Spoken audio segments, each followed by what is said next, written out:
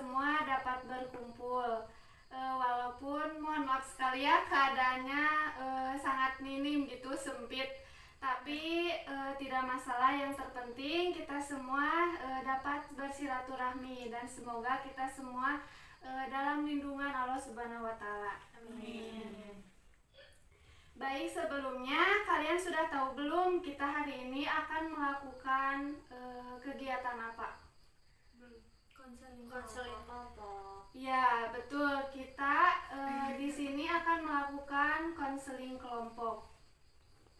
Sebelumnya, saya di sini akan merilekskan suasana kalian terlebih dahulu agar kalian semua saat nanti sesi konseling kelompok berlangsung kalian merasa rileks gitu, nyaman. Kalian mengikuti saya ya? Ya. Semua mengikuti saya ya? Ya. Alhamdulillah, luar biasa, tetap semangat. Alhamdulillah, luar biasa, tetap semangat. Ya, baik, terima kasih. Baik, di sini saya akan memperkenalkan diri saya terlebih dahulu ya. Perkenalkan, nama saya Wipa Fauzia. Saya beralamat di Pangandaran. Saya sekarang berkuliah di Universitas Muhammadiyah Tasikmalaya, jurusan Bimbingan dan Konseling semester 5. Baik, sebelum itu kalian boleh memperkenalkan diri kalian terlebih dahulu. Silakan, siapa saja? Baik teman-teman, izin memperkenalkan diri. Nama saya Risti. Saya merupakan siswa kelas 11 SMA. Saya beralamat tinggal di Jatiwaras. Ya, selanjutnya silakan. Ya, baik, perkenalkan nama saya Aulia Fazrianta. Saya asal sekolah di SMA 1 Tasikmalaya, tinggal di Taman Sari. Halo Aul. Baik, perkenalkan nama saya Ripa Fatumida. Saya seorang siswa kelas 11. Alamat saya dari Pangandaran. Ya, baik, perkenalkan nama saya Mutiara Nurul. Saya berasal dari Pangandaran. Saya siswa kelas 12 SMA. Selanjutnya, Perkenalkan, nama saya Nisa. Saya siswa kelas 12 dari Kuningan. Perkenalkan, nama saya Jihan. Saya siswa kelas 11 dari Ciamis. Perkenalkan, nama saya Aida. Saya siswa kelas 11 dari Pangandaran. Perkenalkan, nama saya Indri. Saya dari kelas 12 dari alamat Tasik. ya. Terima kasih kalian semua sudah memperkenalkan diri kalian masing-masing. Selanjutnya kalian sudah tahu belum konseling kelompok itu apa? Ada yang tahu? Belum. Baik, di sini saya akan sedikit menyampaikan sesi konseling kelompok itu adalah proses pemberian bantuan yang dilakukan melalui wawancara konseling oleh konselor kepada beberapa individu yang bergabung dalam suatu kelompok. Dan tujuannya yaitu dapat berkembangnya kemampuan sosialisasi seseorang, khususnya kemampuan berkomunikasi, dan juga dapat memberanikan diri gitu untuk mengeluarkan pendapat satu sama lain. Kemudian di sini ada asas-asas konseling kelompok. Asas-asas itu aturan-aturan di dalam konseling kelompok. Yang pertama ada asas kerahasiaan. Jadi sesi konseling kelompok ini bersifat rahasia ya. Dan juga ada asas kesukarelaan. Jadi kalian datang ke sini melakukan konseling kelompok ini atas kesukarelaan kalian tanpa ada paksaan. Lalu ada asas keterbukaan. Jadi asas keterbukaan ini adalah asas di mana kalian satu sama lain harus saling terbuka, jangan saling tutup menutupi satu sama lain. Lalu asas kenormatifan yaitu asas-asas yang sesuai norma-norma yang berlaku. Lalu ada asas kegiatan, yaitu kegiatan yang harus aktif memberi masukan satu sama lain dalam pemecahan suatu masalah. Dan yang terakhir ada asas kekinian. Asas kekinian yaitu permasalahan yang kalian hadapi saat ini, bukan permasalahan kalian di masa lampau. Langsung saja, boleh kalian menceritakan permasalahan kalian masing-masing. Misalnya, saya memberikan contoh permasalahan saya sendiri. Sekarang kan saya udah semester 5. Nah, nanti misalkan saya tuh udah semester 6 mau gimana nih? Takut misalkan tugasnya makin banyak, takut gak bisa kontrol waktu, takut gak bisa fokus sama kuliah gitu. Misalnya kayak gitu ya, permasalahan kalian yang sedang hadapi saat ini, bukan di masa lampau. Kalian mengerti? Mengerti. Baik, silakan kalian sekarang bisa menceritakan permasalahan kalian satu persatu.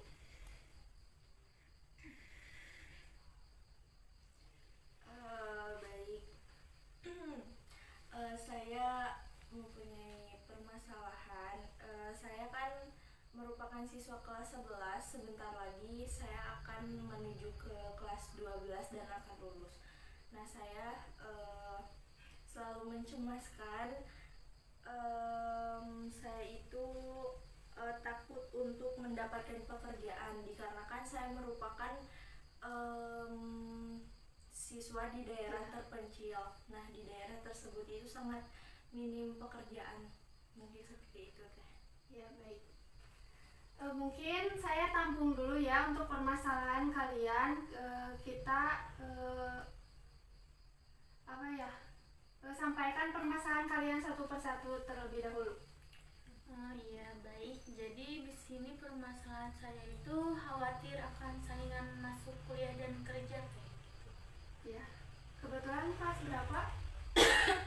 Sekarang Ya. kelas 12. Iya.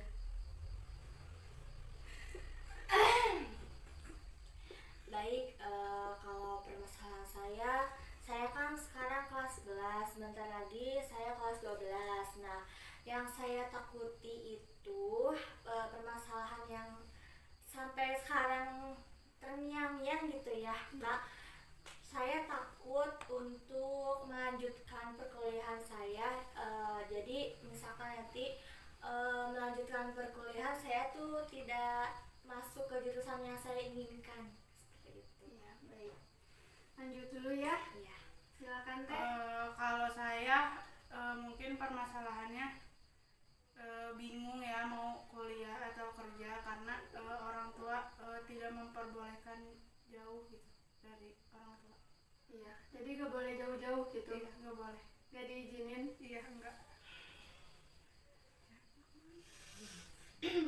Kalau permasalahan saya bingung memilih jurusan kuliah karena ada keinginan untuk bekerja. Jadi belum punya kurang informasi tentang perkuliahan karena orang tua nyuruhnya bekerja bukan kuliah. Ya.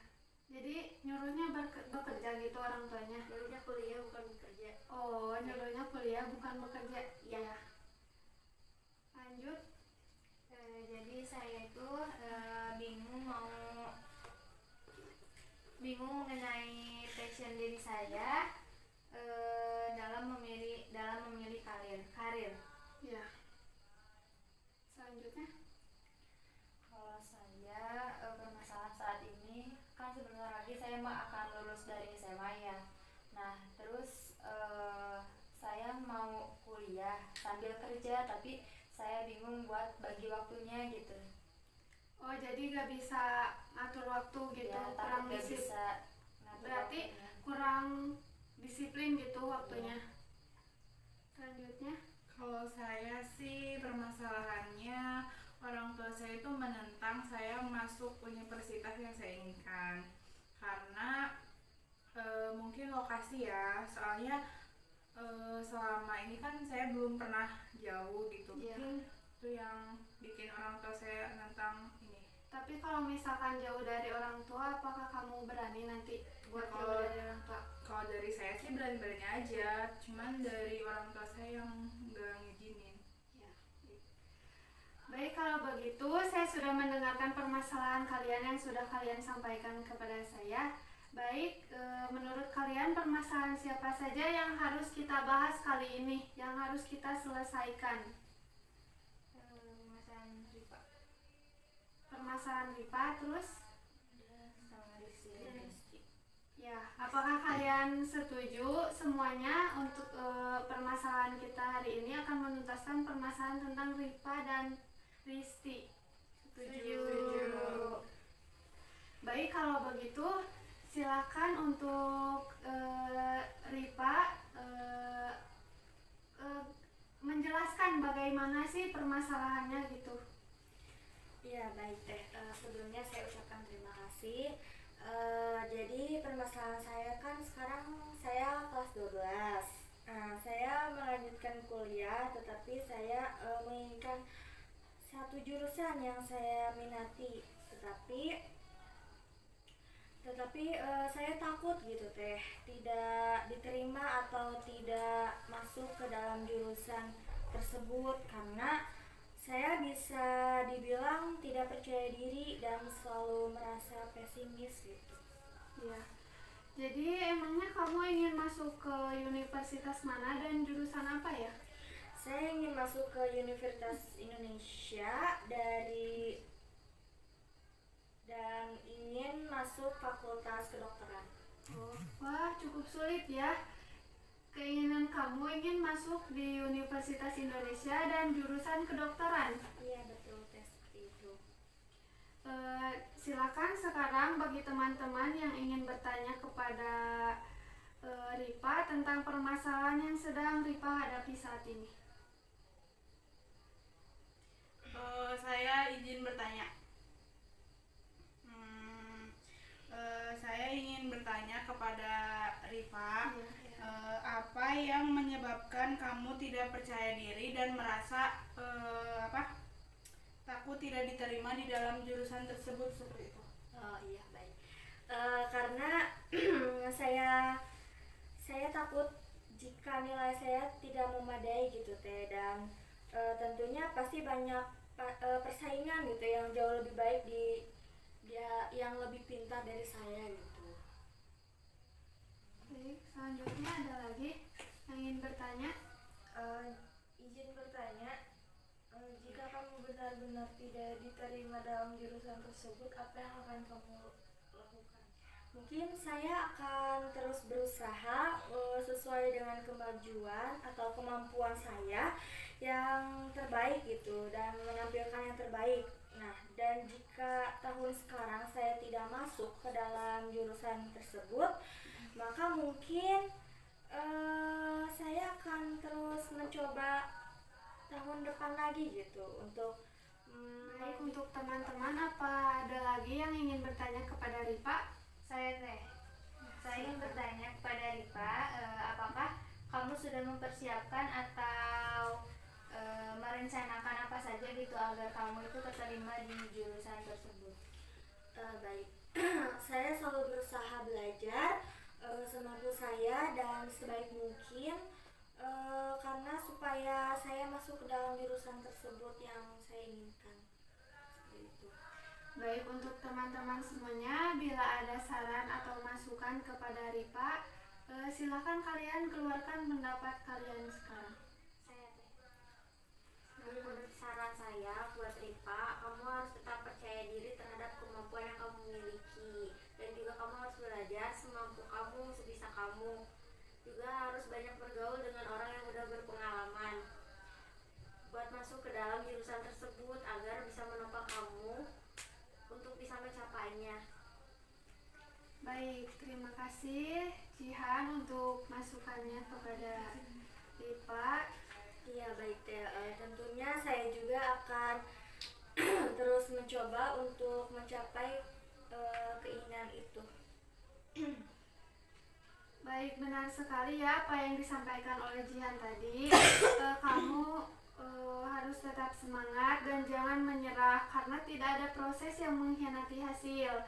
Jika masih belum bisa masuk tahun ini, tentunya masih ada tahun berikutnya untuk tetap mencoba, dan jika masih belum masuk juga, alangkah baiknya jika ingin kamu memilih jurusan tersebut, lebih baik kamu memilih universitas yang lain gitu, agar apa yang kamu cita-citakan juga dapat tercapai. Baik, langsung saja kita masuk ke dalam permasalahan yang kedua, yaitu permasalahan dari Risti.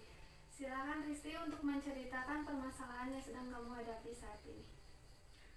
Iya baik teh. Jadi saya itu merupakan terlahir dari keluarga yang sederhana ya. Nah rencananya ketika saya lulus sekolah nanti, saya ingin bekerja dan saya ingin mempunyai pendapatan sendiri agar bisa membantu perekonomian keluarga saya. Tetapi saya itu bingung dan saya merasa cemas ketika melihat fakta di dalam kampung halaman saya itu sangat minim pekerjaan. Mungkin seperti itu teh. Baik, saya mengerti akan permasalahan yang kamu hadapi saat ini. Kamu ingin membantu perekonomian keluarga kamu, tetapi di sisi lain kamu juga bingung gitu karena kamu tinggalnya di perkampungan, jadi minim untuk mendapatkan pekerjaan, seperti itu ya? Iya. Baik, silakan untuk teman-teman bila ada yang ingin bertanya kepada Risti.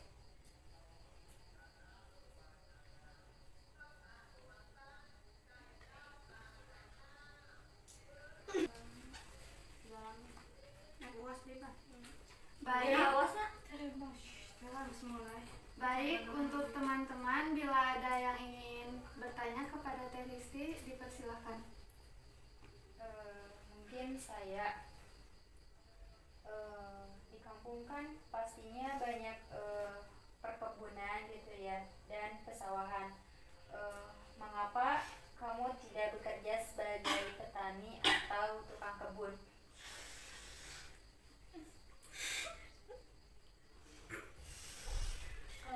Oke, Ibu menjawab. Bukannya saya tidak mau ya, tapi dilihat dari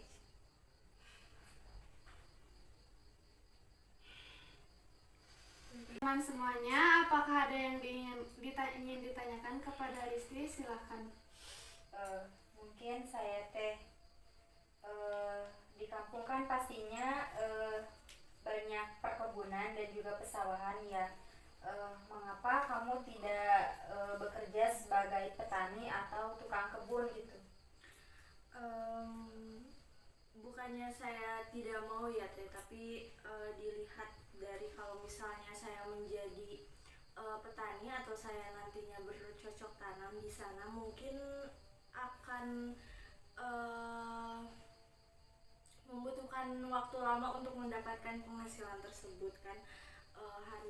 Belum lagi harus merawat dan juga nanti panennya juga akan butuh waktu yang lebih gitu teh. Nah, saya juga ingin mempunyai pendapatan yang mungkin penghasilannya itu per bulan gitu, dan mungkin hasilnya itu cukup besar gitu. Cukup untuk membantu memenuhi kebutuhan keluarga ya? Iya benar. Silakan untuk yang lainnya, ada yang ingin ditanyakan lagi? Baik teh, izin bertanya. Jadi mengapa teteh ini tidak mencoba untuk pergi ke kota gitu, mencari pekerjaan yang tidak ada di kampung? Siapa tahu kan bisa menemukan pekerjaan yang sesuai dengan kemampuan kamu. Iya, saya juga sempat berpikir ke sana sih sebenarnya, tetapi saya juga belum siap untuk pergi jauh dari orang tua saya.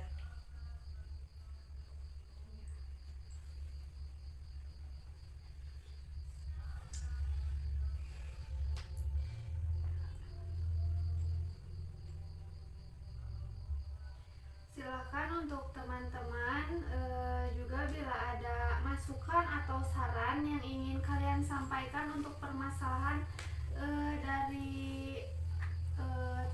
dari Ripa maupun Risti.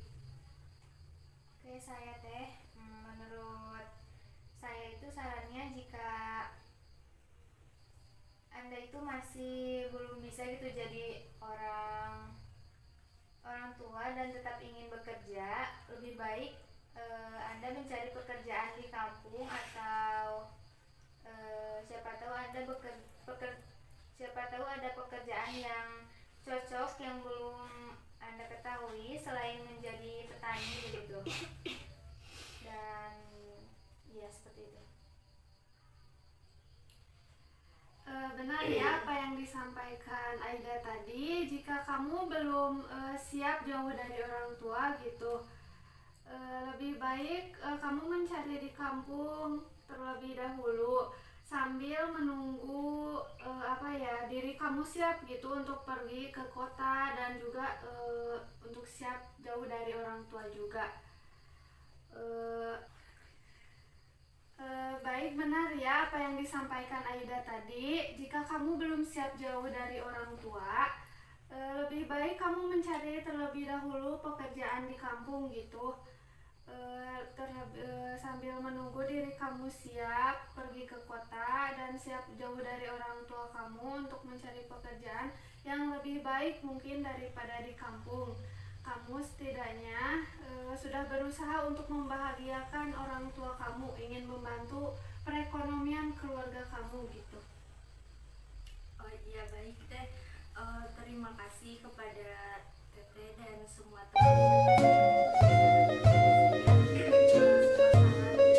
teman-teman dan Teteh juga akan saya evaluasi untuk diri saya ke depannya.